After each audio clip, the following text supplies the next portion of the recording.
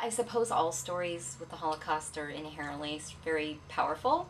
I definitely have always felt since I wrote the thesis that it's a pretty phenomenal story, my father's story. I decided to write about the family, to research and write about our family.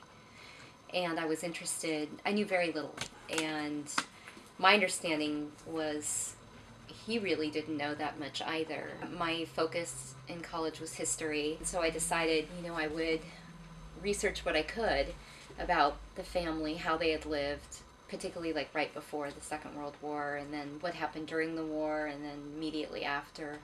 As to be expected, there wasn't much about our family that I could find at the library, although I did find a few things.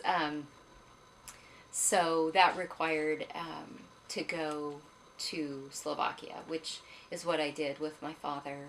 And we researched, we just did research. We did what we could to learn as much as we could. So we did interviews with family members who were still living. We dug around a little bit in town records and found some interesting things about the family. What kind of research did you do about Tom and Eva? I didn't know that Eva existed.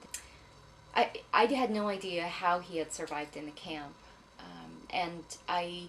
We were told that someone who knew the family had brought my father from Auschwitz after it was liberated to Trenchen, which was an area where some of our family lived and where this woman apparently was from. And that is all. That's all that we knew. My dad spoke with one family member who was able to confirm who she was, and they did know her.